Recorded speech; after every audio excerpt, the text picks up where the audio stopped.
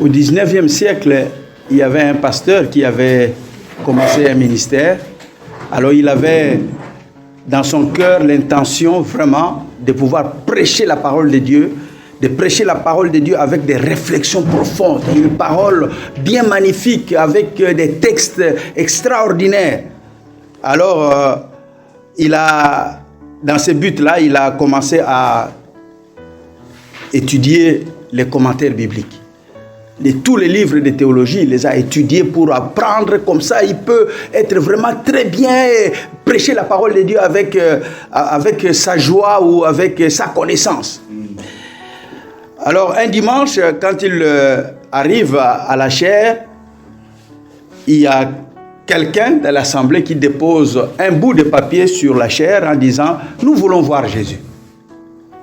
Ce papier-là, il l'a pris, ça lui a donné beaucoup de réflexions. Il est rentré chez lui à la maison, il dit « Mais qu'est-ce que cela signifie ?» Et il a compris que le nombre de personnes dans l'église diminuait de plus en plus. Il ne comprenait pas. Et il voit ce papier, « Nous désirons voir Jésus ». Qu'est-ce que cela signifie? Quand il regarde son texte, quand il a préparé son texte de la prédication, il dit « Mais c'est joli, c'est agréable, regarde comment des tournures en français.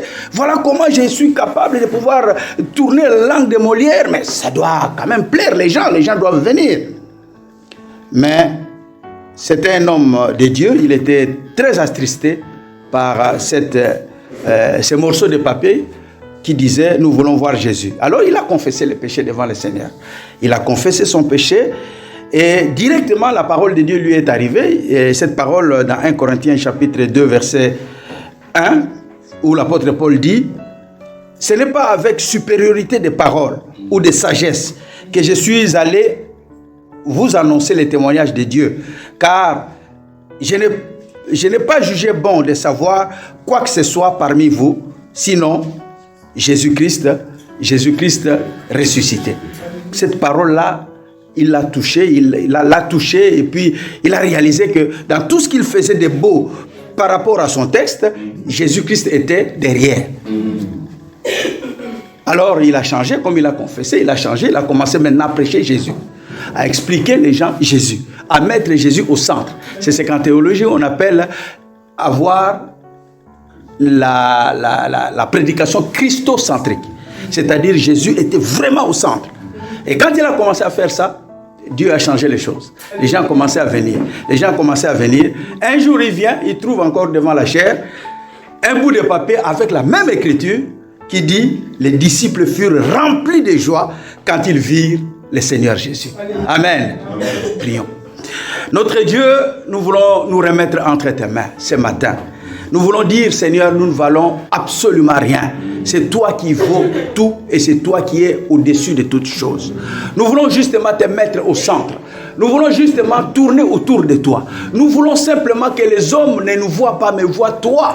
Toi qui es venu sauver le monde. Toi qui es venu sauver chacun de nous. Voilà pourquoi, Éternel, notre Dieu, nous nous remettons entre tes mains ce matin, à cette occasion. Que tu puisses vraiment, Éternel, te magnifier au milieu de chacun de nous. Dans la vie de chacun, nous voulons te voir. Dans la vie de chaque personne, nous voulons te voir. Dans la vie de cette église, nous voulons te voir au centre. Que ton nom soit loué, que ton nom soit béni. Au nom de Jésus-Christ, notre Roi et notre Seigneur. Amen. Amen. Amen. Amen. Alléluia. Amen. Amen. Amen. Bien-aimés, vous êtes les bienvenus dans la maison du Seigneur. Amen. Je vous souhaite vraiment la bienvenue et que toute la gloire soit rendue à notre Seigneur. Nous remercions le Seigneur pour la prédication, pour la modération, la présidence de ces cultes. Nous avons commencé avec un court temps d'intercession et le Seigneur nous conduit et il nous poursuit. Amen. Amen. Nous allons aujourd'hui avoir deux textes qui vont servir de base de notre méditation ce matin. Nous prenons Jean chapitre 4, verset 42 et le deuxième verset, toujours dans les Écritures de Jean, cette fois-ci dans 1 Jean, chapitre 4, verset 14. Nous avons donc deux versets qui vont servir de base de notre méditation d'aujourd'hui. Jean, chapitre 4, verset 42, et il disait, à la femme, et il disait à la femme, ce n'est plus seulement à cause de ce que tu nous avais dit que nous croyons, car nous l'avons entendu nous-mêmes et nous savons qu'il est vraiment le sauveur du monde. 1 Jean chapitre 4 verset 14. Et nous avons vu et nous attestons que le Père a envoyé le Fils comme sauveur du monde. Notre message d'aujourd'hui est intitulé « Les sauveurs du monde ». Dans ces deux textes bien-aimés, ce sont les deux textes, les seuls deux textes, les seuls endroits où l'expression « sauveur du monde » est utilisée dans la Bible. C'est toujours dans le corpus johannique. C'est seulement Jean qui a fait révéler au monde entier cette expression « sauveur du monde ». Et c'est seulement en ces deux endroits. Vous trouvez ailleurs « sauveur », vous trouvez ailleurs « monde », mais vous ne trouvez jamais l'expression en entier « sauveur du monde » si ce n'est qu'à ces deux endroits que nous venons de lire, dans Jean chapitre 4, verset 42, et puis 1 Jean chapitre 4, verset 14. Ce titre « sauveur du monde » est donné à Jésus-Christ, comme vous pouvez l'imaginer. D'où les textes d'Ésaïe, Ésaïe 19, maintenant prend toute son explication et tout son accomplissement. Dans Ésaïe 19, verset 20, il est écrit « Ce sera pour l'Éternel des armées un signe, un témoignage dans les pays d'Égypte. Ils crieront à l'Éternel à cause des oppresseurs et il leur enverra un sauveur et un défenseur pour les délivrer. » Ce texte-là d'Ésaïe qui explique comment les enfants d'Israël ont souffert en Égypte, et puis finalement il y a eu un sauveur, il y a eu un libérateur, et bien ce texte-là prend son sens spirituel en ce moment où Dieu nous envoie un sauveur. Dans Luc chapitre 1, encore une fois, Zacharie dit ceci. Zacharie, son père, fut rempli, frère de Jean-Baptiste, Zacharie, son père, fut rempli du Saint-Esprit et il prophétisa en ces termes. Béni soit le Seigneur, le Dieu d'Israël, de ce qu'il a visité et racheté son peuple et nous a suscité un puissant sauveur dans la maison de David, son serviteur, comme il l'avait annoncé par la bouche de ses saints prophètes des temps anciens, un sauveur qui vous délivre de nos ennemis et de la main de ceux qui nous haïssent. Nous voyons, vous voyez, déjà à l'époque, par la prophétie, qu'il y avait déjà un sauveur qui devrait venir pour pouvoir délivrer ceux qui aiment le Seigneur et qui pourra délivrer ceux des mains de ceux qui sont les ennemis du peuple de Dieu. Dans Luc chapitre 2, verset 11, nous voyons encore ceci. C'est qu'aujourd'hui, dans la maison de David, il vous est né un sauveur, le sauveur qui a été promis. Il vous est né. Et qu'est-ce qu'il est? Est un sauveur qui est le Christ, le Seigneur. Donc ce sauveur, cet enfant qui est né, est réellement le sauveur et notre sauveur. Dans le corpus de Jean, quand nous voyons Jean et l'évangile de Jean, 1 Jean et puis 2 Jean, il y a deux types de titres que Jean donne à Jésus-Christ. D'abord, le premier type, sont des titres que Jésus se donne lui-même. Jésus se donne les titres pour que nous puissions comprendre qu'est-ce qu'il est. Quand il dit que je suis la lumière du monde, c'est un grand enseignement. Quand il dit que je suis le vrai cep, Jésus lui-même dit que je suis le vrai cep. Je suis la lumière du monde, je suis le pain de vie. Je suis le pain vivant qui est descendu du ciel. Je suis la porte des brebis. Je suis le chemin, la vérité et la vie. Ça, Jésus se donne lui-même ce titre dans Jean.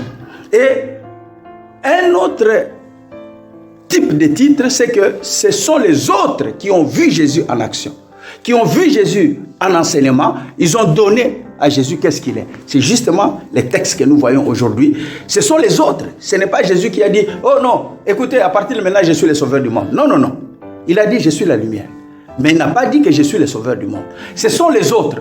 Ce sont plus spécialement les habitants de Sichar. Vous vous rappelez cette histoire, nous n'avons pas tout lu. Jean chapitre 4. Ce sont les habitants de Sichar qui ont vu Jésus lorsqu'il a annoncé la parole, lorsqu'il a expliqué les choses, lorsqu'il a guéri les cœurs des gens. les gens ont dit, ah, celui-ci, c'est vraiment le sauveur du monde. C'est vraiment le sauveur du monde. C'est-à-dire, c'est réellement le sauveur du monde. Ce sont les autres qui ont donné ce titre. Et quand nous lisons dans 1 Jean que nous avons lu tout à l'heure, c'est le sauveur du monde est donné par les apôtres. Nous l'avons vu. Nous avons compris que Dieu a envoyé son Fils et les apôtres ont attesté que vraiment ce Fils-là, c'est le sauveur du monde. C'est le sauveur du monde. Ce sont les titres que Jésus-Christ reçoit des autres. Avant d'avancer, avant d'aller plus loin pour regarder notre texte en profondeur, je voudrais savoir, pourquoi on ne dit pas sauveteur? Pourquoi on dit simplement sauveur? Il y a une grande différence, bien-aimés, entre un sauveur et un sauveteur. Ce sont les termes en français. Mais quelle est la différence? Nous allons voir dans la suite. D'abord, je commence avec un sauveteur. Un sauveteur, c'est quelqu'un qui prend part et qui effectue un sauvetage. Un sauvetage, c'est-à-dire dans un sinistre, par exemple, un incendie, une inondation, une noyade, quelqu'un qui veut tomber du 20e étage, eh bien, quand tu sauves cette personne-là, quand tu les prends, c'est vrai, tu les sauves, mais tu n'es pas le sauveur, mais plutôt le sauveteur. Tu es le sauveteur. Je vais vous expliquer dans la suite pour quelles raisons on dit sauveteur et non pas sauveur. Toutefois, le sauveteur ne peut rien faire d'autre que de ramener la personne sur la terre ferme, qu'elle soit vivante ou morte. Quand quelqu'un est envoyé pour pouvoir sauver des personnes, quelque part parce qu'ils sont tombés dans un ravin, eh bien, la personne, le sauveteur, les ramène, vivants ou morts. Il ne peut rien changer dans la situation de ces gens-là. Il ne peut rien faire. Quand tu tires quelqu'un qui était au 2e étage voulant tomber pour se suicider, tu le tires et qu'il ne tombe plus, mais tu ne peux que ramener la personne vers la terre ferme, vers les lieux sûrs, mais tu ne peux rien changer par rapport à ces problèmes qui l'ont poussé à là, qui l'ont poussé à aller peut-être avoir l'idée de se suicider à partir du 20e étage. Tu n'es qu'un sauveteur. On peut te donner même une carte ou, je sais pas moi, une médaille ou quoi. Mais c'est bien de faire ce genre de choses, mais tu ne feras pas ce que Jésus-Christ a fait. Le sauveteur ne peut pas donner l'espoir à celui qui a tenté, par exemple, de mettre fin à ses jours. Tu ne peux pas changer sa vie. Tu ne peux pas lui donner l'espoir et dire que voilà, tous ces problèmes-là sont terminés. Non, il a échappé à la mort tout de suite, d'accord, mais qui sait, peut-être qu'il peut encore mourir dans les jours qui viennent parce qu'il veut la mort. Donc, son cœur n'a pas changé, l'attitude de sa vie n'a pas changé. La personne secourue va se retrouver dans les mêmes problèmes parce que tu n'es pas capable de résoudre ces problèmes. Ce sont des problèmes peut-être du cœur. Par contre, c'est ça la différence. Un sauveur, c'est quelqu'un qui est capable de sauver quelqu'un dans la ruine, de la ruine, bien sûr, que ce soit ruine physique ou même ruine spirituelle. Un sauveur, ruine spirituelle, d'une invasion ennemie, mais non pas simplement d'une façon physique, mais aussi d'une façon spirituelle. C'est pourquoi Jésus, en nous sauvant, il change notre vie. Il change nos cœurs, il change nos priorités. Notre vie devient une nouvelle vie. Celui qui est en Christ est une nouvelle créature. Pourquoi? Parce que ce que nous avions comme priorité, c'est devenu, même si c'était la mort comme priorité, c'est devenu aboli parce que le Seigneur nous ramène dans une autre vie. Il est sauveur, il n'est pas sauveteur. Tourner la page sur un passé douloureux, être délivré du mal, de ses peurs, avoir de vraies raisons de la vie, de vraies nouvelles raisons de la vie pour vivre, avoir de l'espérance dans la vie. Ça, c'est seul Jésus qui est capable de sauver, de faire. Et c'est Jésus seul, le sauveur du monde, peut permettre d'avoir non pas simplement un salut physique, mais surtout un salut spirituel. C'est cela le salut. Et c'est cela la vraie différence entre un sauveur et un sauveteur. Parlons maintenant du sauveur. Le titre sauveur paraît convenir dès l'origine, tout spécialement à la définition de la personne et de l'œuvre de Jésus-Christ. Dès que Jésus-Christ est arrivé, déjà depuis qu'il a été, comme nous l'avons lu, depuis qu'il a été annoncé, on savait son œuvre, on savait qu'est-ce qu'il allait accomplir. Alors, il y a cette ces titres-là qui paraissent vraiment convenir à ce Seigneur à cause de la personne de Jésus et par le fait que son œuvre a été une œuvre salvatrice pour chacun de nous. Les sauveurs, qu'est-ce qu'il fait? Il sauve. Les sauveurs sauvent. Mais être sauvé, c'est quoi? Être sauvé, c'est être préservé. Préservé de quoi? Premièrement, préservé de la mort. Quand quelqu'un sauve, quand un sauveur arrive, par rapport à la mort, il est préservé de la mort. Rappelez-vous justement ce que le Seigneur, ce qu'on dit au Seigneur, sauve-nous, nous périssons lorsqu'ils étaient sur les lacs. Sauve-nous, nous périssons. Parce qu'il voulait que le Seigneur soit leur sauveur par rapport à la mort certaine qui arrivait. Deuxièmement, être préservé de la maladie aussi. Parce que tous ceux qui les touchaient étaient guéris. Vous connaissez l'histoire? Mais dans d'autres versions, tous ceux qui les touchaient étaient sauvés. Tous ceux qui les touchaient étaient sauvés. Et puis, une troisième préservation, c'est la préservation des châtiments et de la perdition éternelle. Tu es sauvé.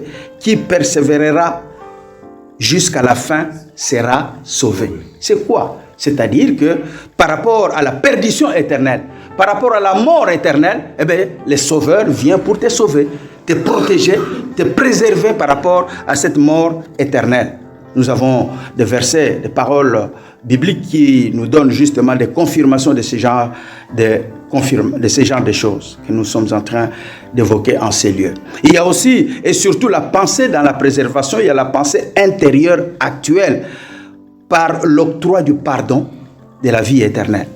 Le Fils de l'homme est venu chercher et sauver ceux qui étaient perdus. Quand Jésus-Christ dit ça à Zachée, c'est-à-dire qu'il est en train de voir comment cet homme peut être préservé en lui accordant le pardon, mais aussi la vie éternelle. Mais aussi la vie éternelle. Être sauvé, c'est, dans la pensée de Jésus, c'est être guéri. Être pardonné. Pour entrer dans le royaume de Dieu. Quand Jésus vient pour te sauver, ne pense pas qu'il vient pour la situation du moment. Mais c'est parce que Jésus voit l'avenir. Il voit l'éternité. Quand il te sauve, c'est pour l'éternité. C'est pour aller plus loin. Ce n'est pas simplement le fait de te tirer de ce deuxième étage où tu voulais tomber et puis c'est fini. Non. Mais c'est parce que Jésus vient te prendre, te laver, te pardonner, comme nous l'avons dit, te guérir. Une guérison physique, une guérison spirituelle, être pardonné et puis te faire entrer dans le royaume de Dieu. Et le royaume de Dieu dont il manifeste la présence et qu'il a inauguré évidemment la venue.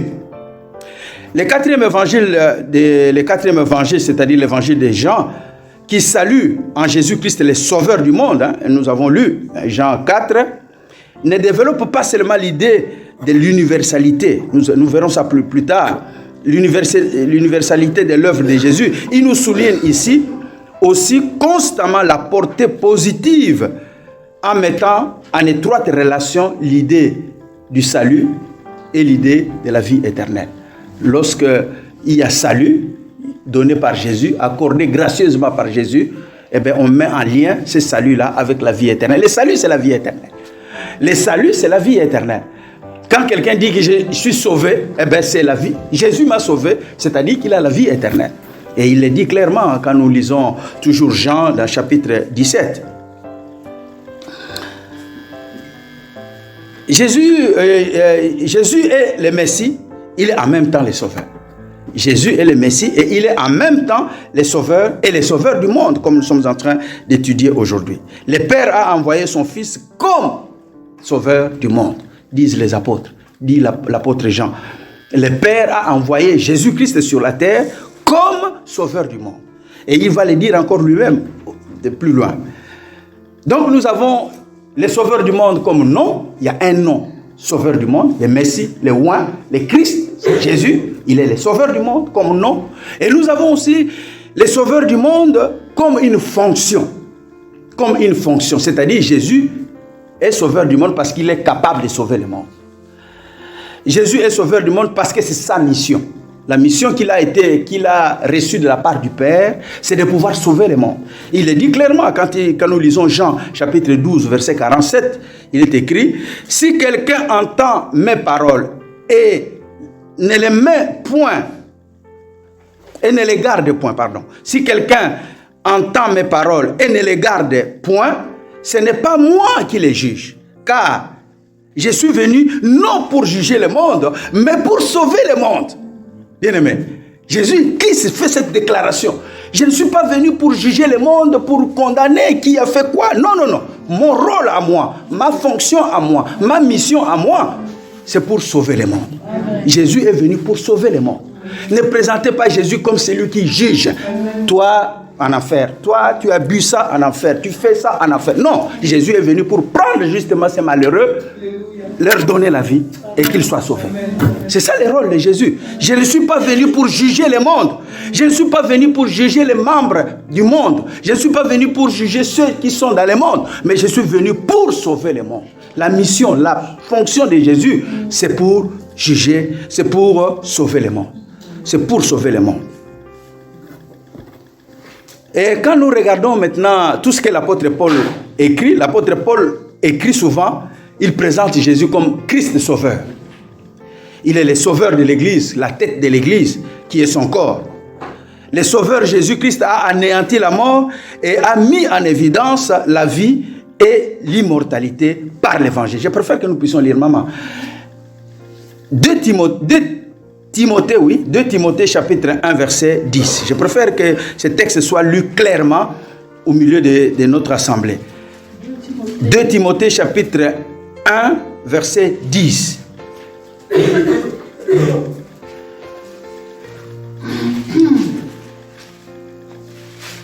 De Timothée chapitre. Oui, nous l'écoutons. Il a été manifesté maintenant par l'apparition de notre Sauveur Jésus. Est-ce que je ne pourrais pas prendre un peu plus?